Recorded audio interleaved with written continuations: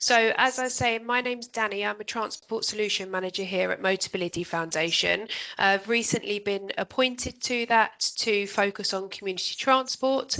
Prior to that, I was a grant manager for 3 years working on the 6 programmes that we had historically. So there'll be many of you on the call that I have spoken to before, and there will be lots of you that I haven't. So I just wanted to do an overview of the grant programs that we have open at the moment, specifically for community transport.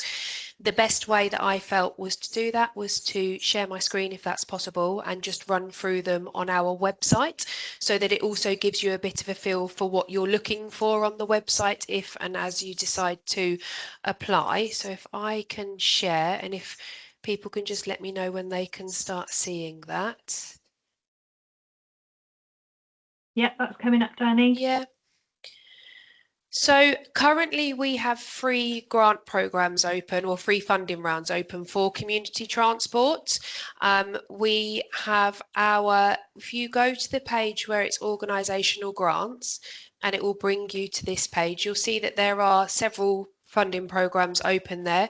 You'll be looking at the 3 that are in the middle. So if we start with the small grants, and then obviously as and when you've got questions coming through, please do pop them in the Q&A. And then once I've gone through the funding programs themselves, I will give a bit of an overview of what we're looking for within applications. But I will touch on what we won't be able to accept in each one also. So we have the small grant funding round, which is available from 50,000 to 149,000 over a period of 3 years. So a starter for 10 on all of the funding rounds, organisations have to have been operational for 3 years. Now, when we're saying operational, they need to have accounts that are being submitted to Charities Commission, Companies House, FCA and places like that. We can't accept ones that are newly in operation and have a year's worth of accounts with Charity Commission. They have to be for 3 years and it has to be an income of over £50,000 for those 3 years. So on the small funding round, you are able to apply for operations that are currently running at the moment, and they can be your dial-a-ride services, volunteer car schemes, non-emergency patient transport. If you are doing school transport, we just ask for you to speak to a grant manager prior to that so that we can get a bit of a gauge on what school transport you're looking for.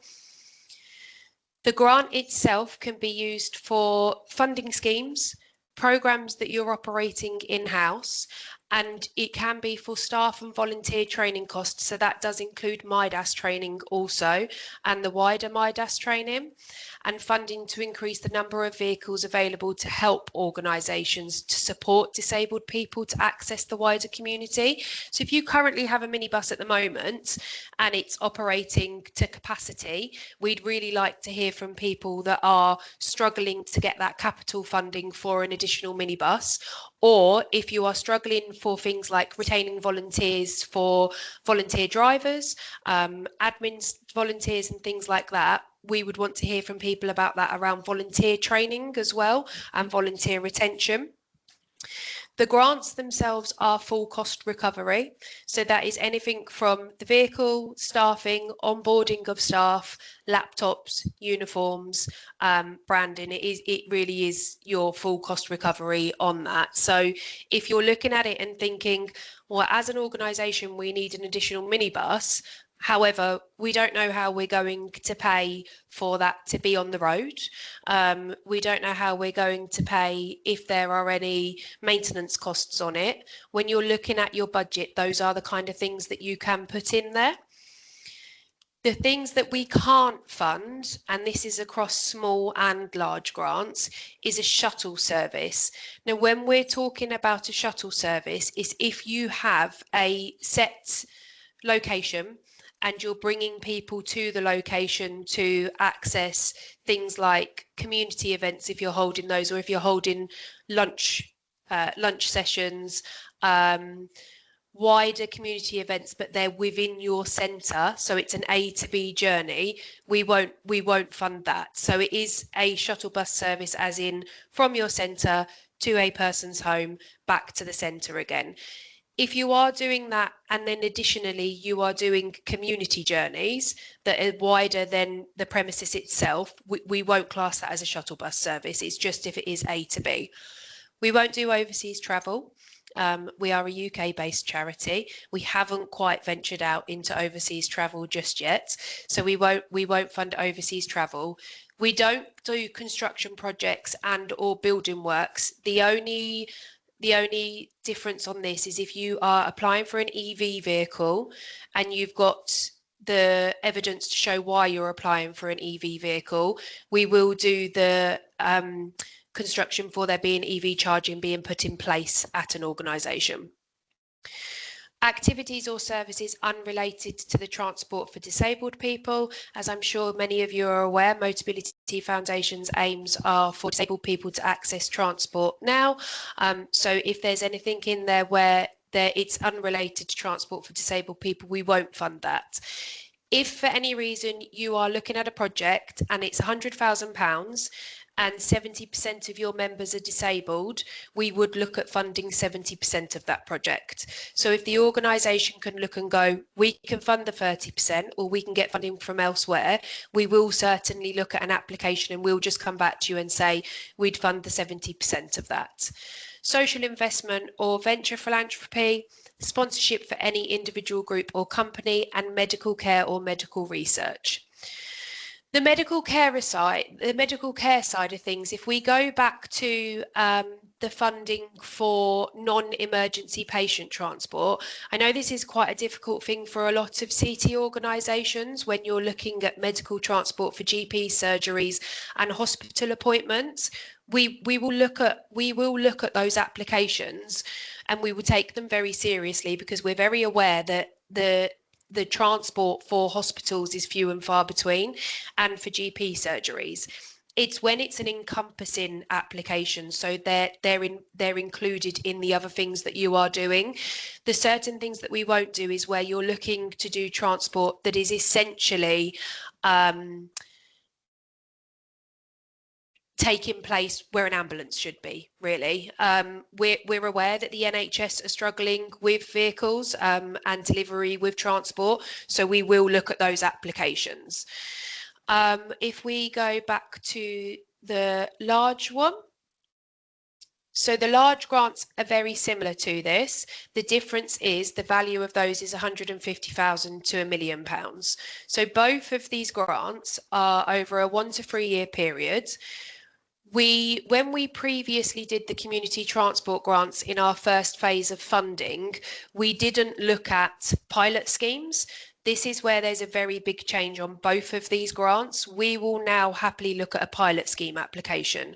So again, if you're an organisation where you're looking and going, well, actually, we really want to set up a shopper service, or we want to start it where we can start doing journeys for your local community to access things, even just like the hairdressers. We're very, very aware how difficult it is for people to get out at the moment. And we're very, very aware how important community transport is to communities. So we are now looking at pilot services. The only thing that we do ask for things like that is if you are looking to set up a pilot service, that you've at least spoken to your local community. So you've put a survey out to say, we're already doing XYZ services. Is there anything else we can do for you? And they are not explicitly coming back to you and saying, oh yes, I'd like to get to my hairdressers on a Wednesday afternoon. But if you are getting a whole lot of your community coming back and saying, we'd love if there was a shopper service open on a Wednesday afternoon and a Saturday morning, and you currently don't operate on a weekend, but you're looking to, we would happily accept applications for that. The only thing that we do ask is if you are looking to extend a service and apply for a new minibus, that you're not getting a minibus that is left with quite a lot of dead miles throughout the week, so that you either have it plug in other gaps where you've got, or you're able to hire it out to other community groups and things like that. For both of these funding rounds, the smaller ones are very much for the smaller community transport organisations, the ones that you are very grassroots organisations and are struggling to find that additional funding. Again, when these programs were first set up, some of you will be aware that in 2022 the eligibility was £150,000 and above for organisations. We had a we had an evaluation done of that first phase of the programs, and there will be some of you on the call that we reached out to say, what are we missing here? Where are we as a foundation and a funder not helping community transport organisations? And I'm aware that the eligibility that we've got now will still not be reachable for some people, but it is certainly something that we're working through and talking to community transport organisations and CTA about.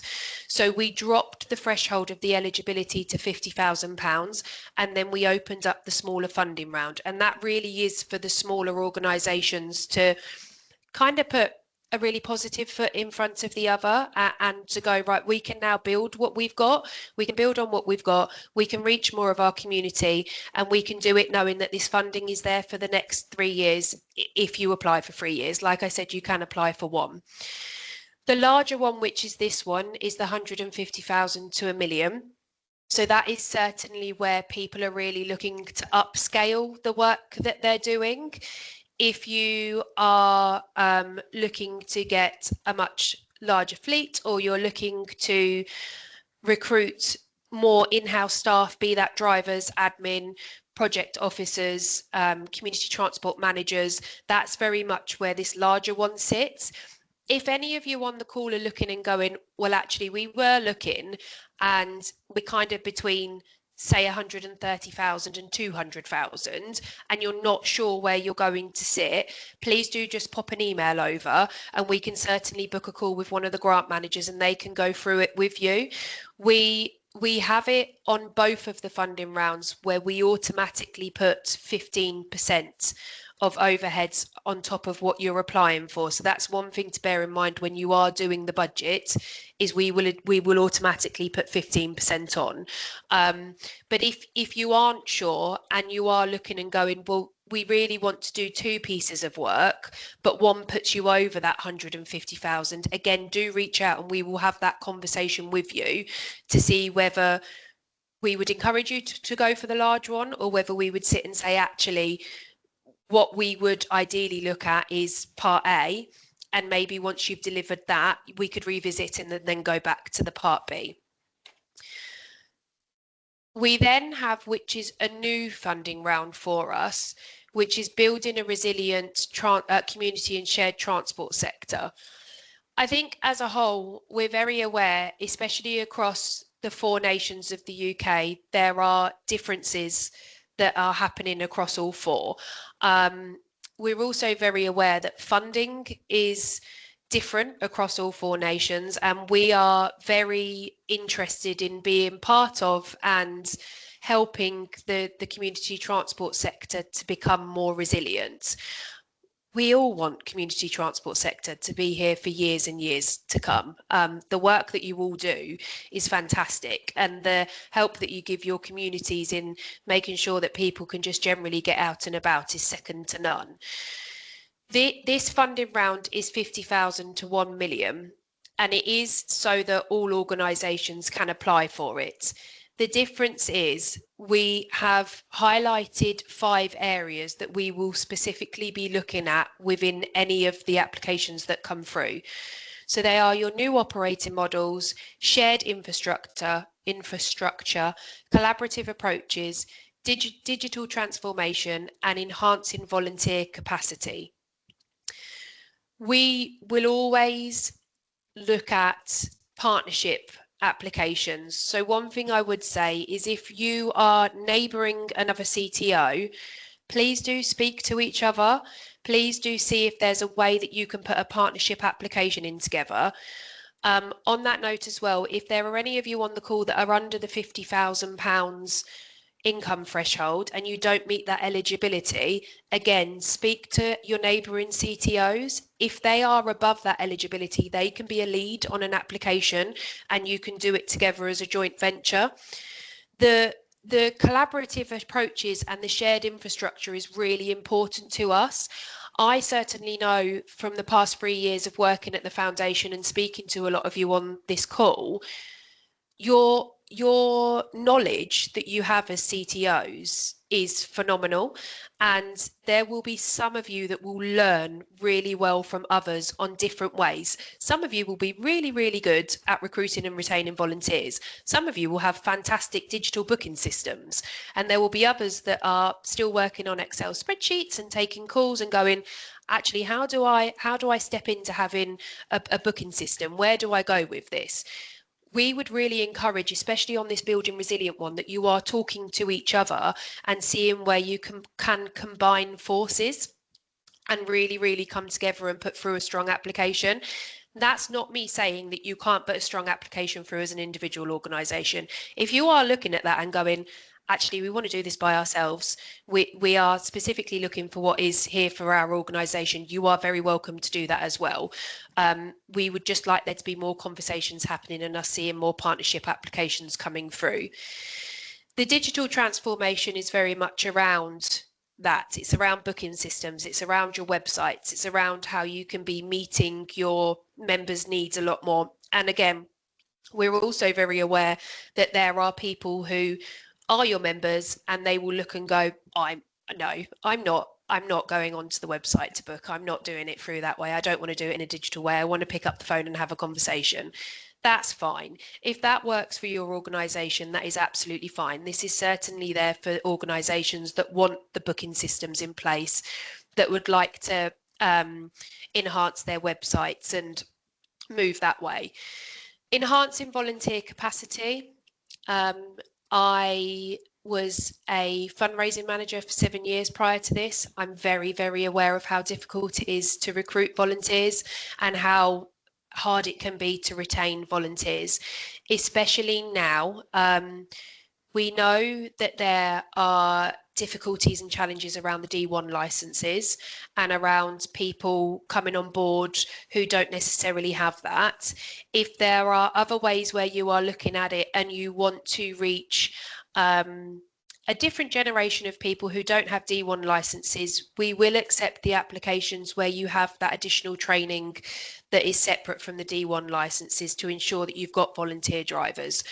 I think it's been a really, really difficult time for CTOs over the past couple of years to get volunteer drivers and to really have, I suppose, the enthusiasm that's there to stay. And, you know, I convinced my dad to sign up as a volunteer driver with his local CTO to where he's just moved, and he's having an absolute blast doing it. So I think it's really important that when you are looking at your applications that you're going, if you are getting a new minibus and you are getting a volunteer driver, that you're still looking at that volunteer capacity and going, where can we put in the budget that we can do, even if it's down to reward and recognition and things like that with your volunteers, where can you put those things in to make sure that you're really retaining them?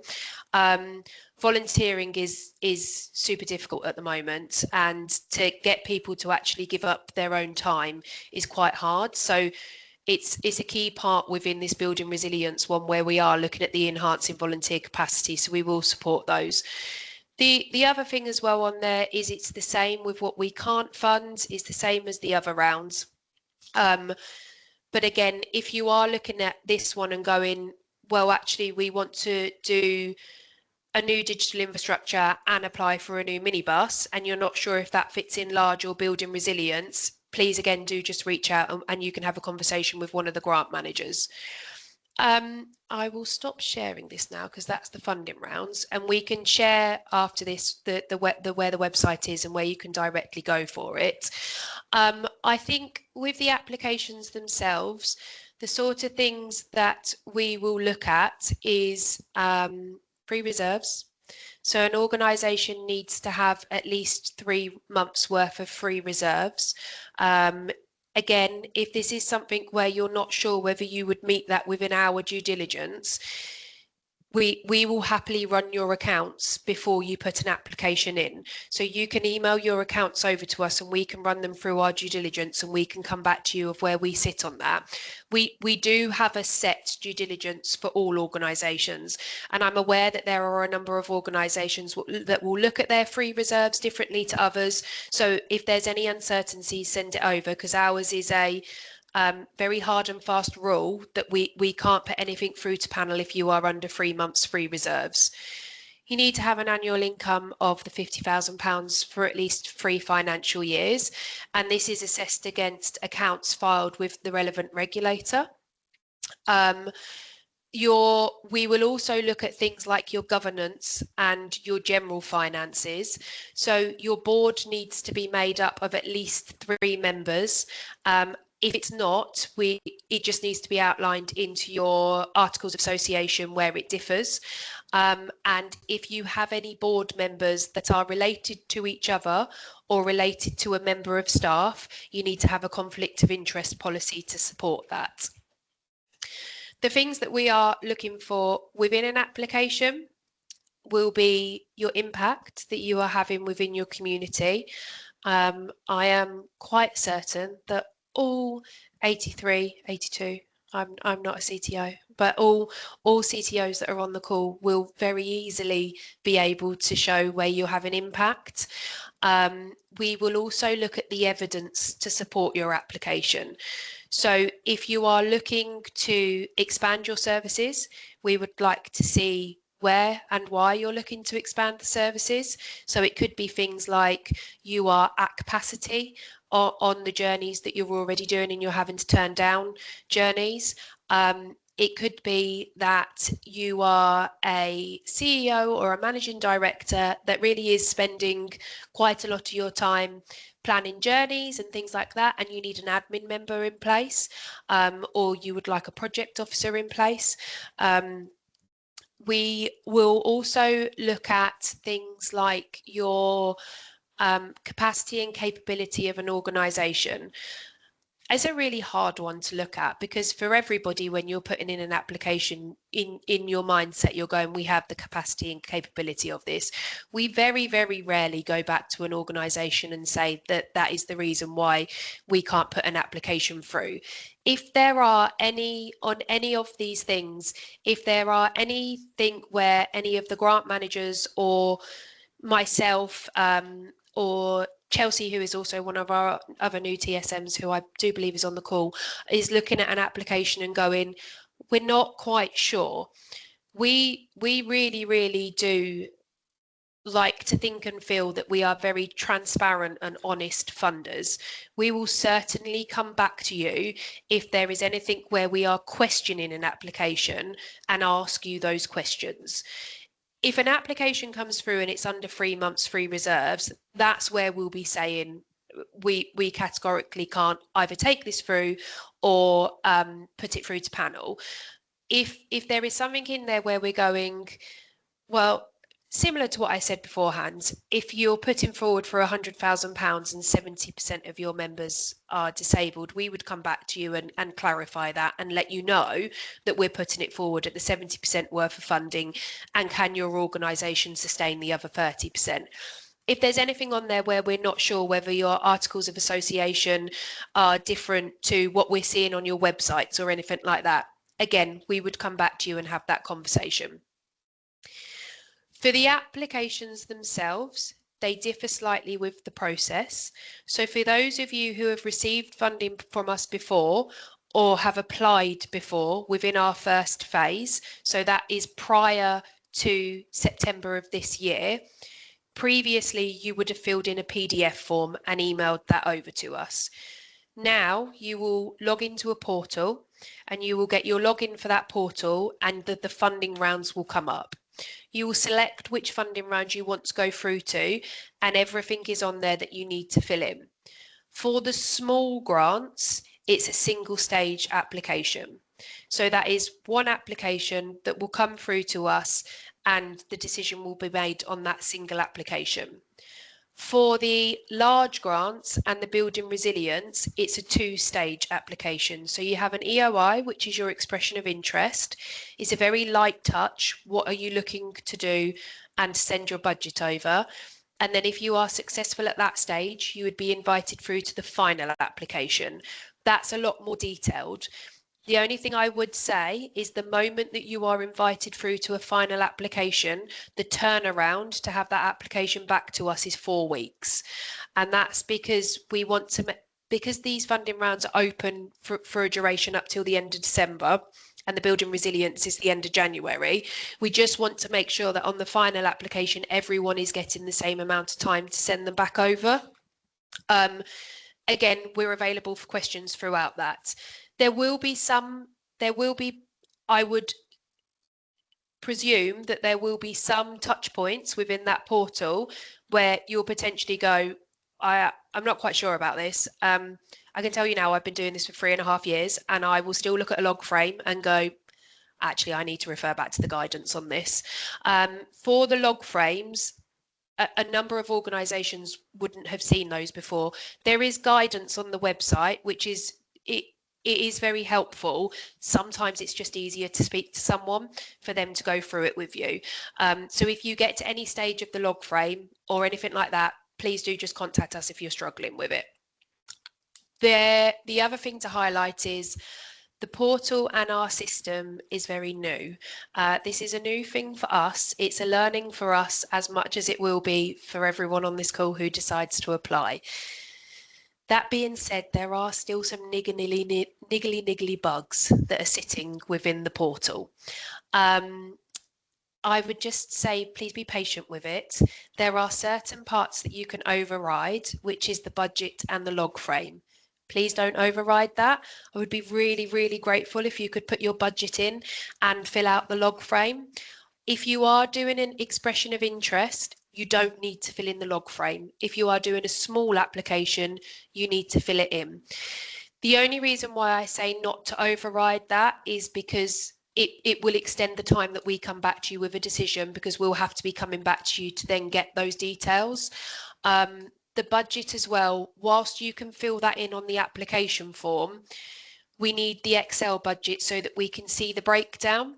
The way that the application form works at the minute is it's staff costs, capital costs, project costs, and you're putting in the full number of that for years 1, 2 and 3. The budget that you can submit through the portal is the Excel spreadsheet. So it would say staff costs £50,000, £25,000 for a driver, £25,000 for a project officer. Also, they're not the salaries we look for, by the way. I was pulling numbers out the air then. So I think as a whole, we are really looking for organisations that are looking to grow the services they've got, and that's either an expansion of or a pilot of. We're really, really looking for those partnership applications. And that is across all small, large and the building resilience.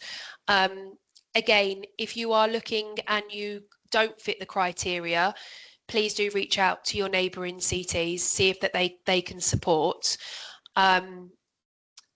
It's certainly, as ever, as it was in phase 1, it's a very busy funding round, and we can't make any promises to anyone, but please, if there is anywhere where you're unsure or you're kind of flitting between two ideas on what you want to put an application for and you want a second opinion on it, we can certainly do that. The only thing we can't do is read your application before you submit it.